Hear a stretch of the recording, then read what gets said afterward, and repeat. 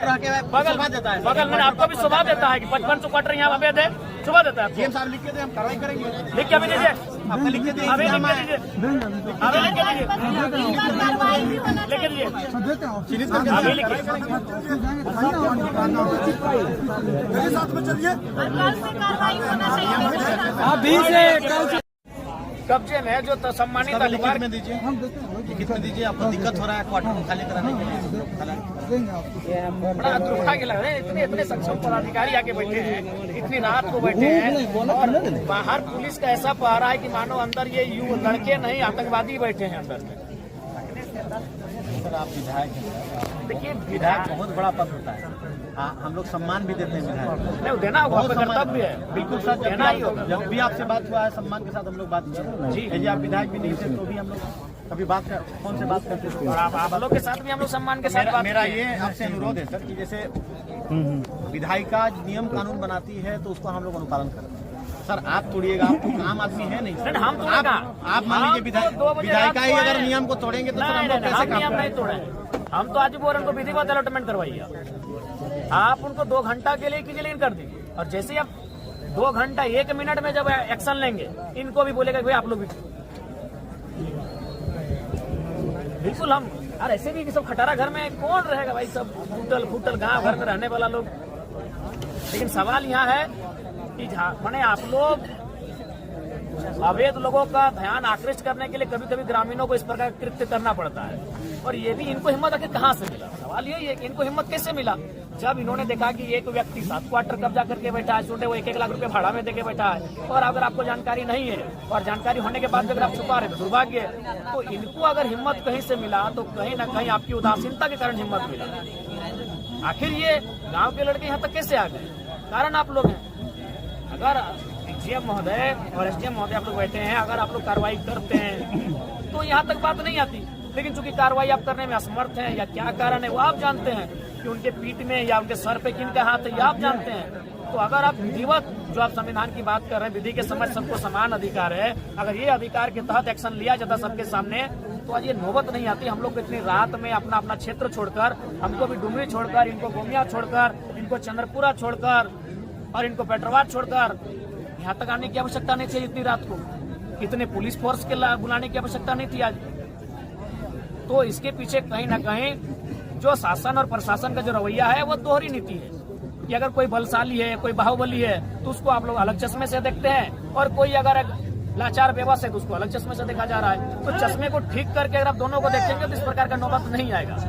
और बिल्कुल हम लोग को भी खराब लगता है कि भाई 2 बजे रात को एक ऐसे विषय में हम आ रहे हैं, लेकिन सवाल वो विषय नहीं है, सवाल है जनभावना का कि हम झारखंड के साथ सौतेला व्यवहार क्यों। बस यही है कि सौतेला व्यवहार झारखंड के साथ क्यों, वही झारखंडी सेंटीमेंट के कारण हमको यहाँ आना पड़ा।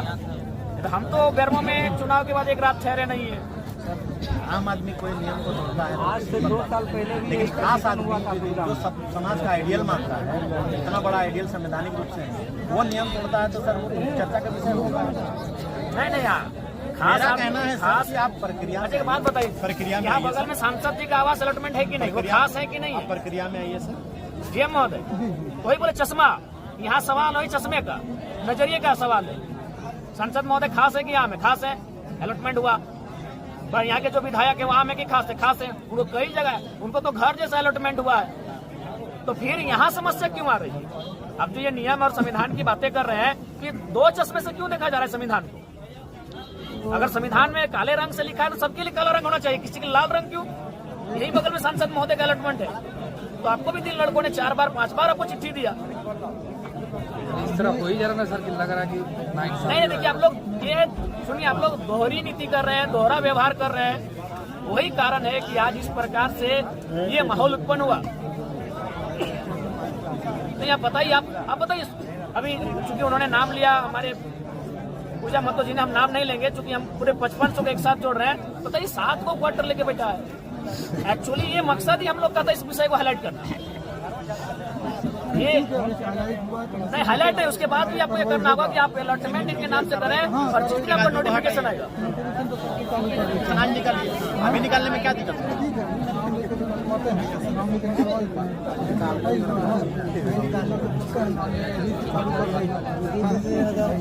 नोटिफिकेशन 3 बार भी निकला है। नोटिफिकेशन 3 बार निकला है, आप चौथा बार निकालेंगे। कार्रवाई कौन करता है? कार्रवाई करने वाले एसडीएम महोदय, कार्रवाई करने वाले जो आपके दंडाधिकारी हैं फिर वो शांत हो जाते हैं। नोटिफिकेशन चौथी बार निकलेगा, कार्रवाई कौन करेगा? मसला ये है, इसीलिए नोटिफिकेशन भी निकलेगा और अलॉटमेंट भी निकलेगा। और तो हम तो अपना पोस्ट करके आए हैं, हम तो मान के आए हैं कि आप लोग को खून देंगे इस बार सांसद का नहीं विधायक का खून देंगे। बहुत खून पीने में आपको आनंद आता है, हम तो मान के आए, हम पोस्ट करके अपना देखेगी नहीं कि हम जा ही रहे हैं कि आप 2007 के बाद कोई बढ़िया मर्डर आप लोग को मिला नहीं है।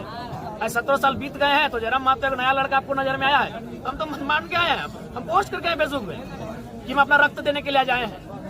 गलत है जैसे ही वो मैंने नहीं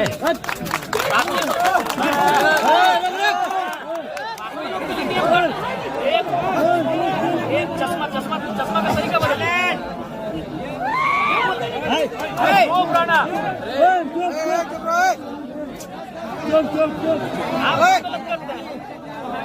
गलत कोई करता, अभिभावक गलत करता है तब जाके बच्चे भी गलत रास्ते में जाते हैं। आज इनकी क्या उम्र है? जो लड़के आपके आस पास हैं क्या उम्र है? 25 साल 30 साल की उम्र में आप लोग जुवार लोग हैं।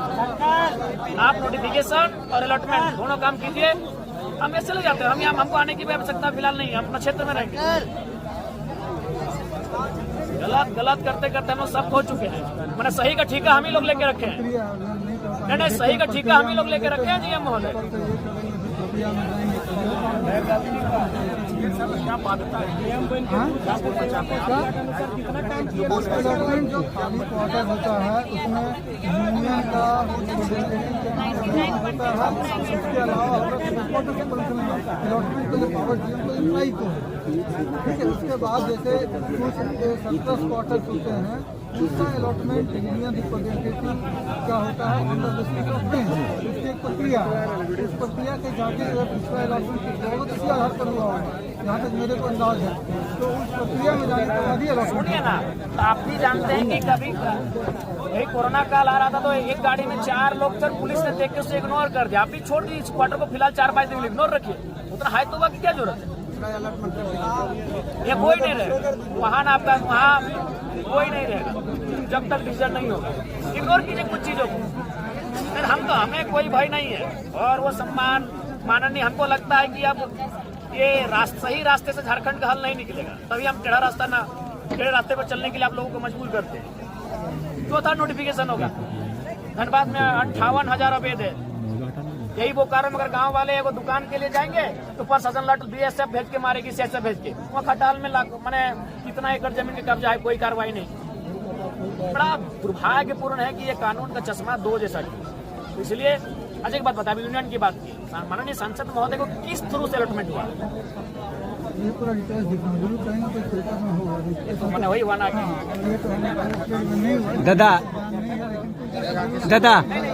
अब आप लोग सब सक्षम पदाधिकारी हैं, सब वेल क्वालिफाइड है। क्या तर्क आप लोग के पास?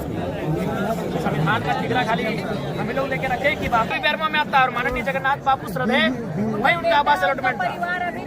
तो कोई तर्क नहीं मिलेगा आपको, किसी भी तर्क में आप फिट नहीं कर रहे हैं। जी E3 ग्रेड का आदमी को E6 ग्रेड आप लोग गिर रहे हैं। आप छोड़ ना, नाम लेके जरूरत ना है। आपके पास कोई तर्क ही नहीं है, हम काटिए ना, तर्क देके हमको काटिए, हम अपने चले जाएंगे। आप एक भी तर्क नहीं प्रस्तुत कर पा रहे हैं, ठीक है, हम लीगल इलीगल वो विषय नहीं है। विषय ये है कि आप तर्क क्या दे रहे हैं। बहुत आगे यथावत रह दी अभी नहीं सर, ये नियम के विरुद्ध थोड़ी था। नियम के साथ हम बाहर रह के चलेंगे और जिस दिन बाहर रह के चलेंगे उस दिन बड़ी बुरा होगा।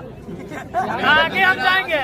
मेरा ये कहना है सर, ये नहीं कहना है। अभी लाठी चला के महिला लोग मेरा बात करते हैं, कोई बीच में नहीं बोलेगा। कोई नहीं बोलो तो एक सरकारी क्वार्टर को ऑक्युपाई कीजिएगा तो सर कहाँ विधि व्यवस्था का मामला? कोई विधि व्यवहार है, आप लोग वही तो बोले सरकारी क्वार्टर को क्यों ऑक्युपाई कीजिएगा सर? कितना बड़ा पद पेपर मंगवाया नहीं चाहिए। क्या करेंगे यार, यहाँ लड़के पागल कर दे वक्त नहीं। वो सुनिए, अगर हमसे दुश्मनी मोड़ने आए तो हमको जान मारिएगा।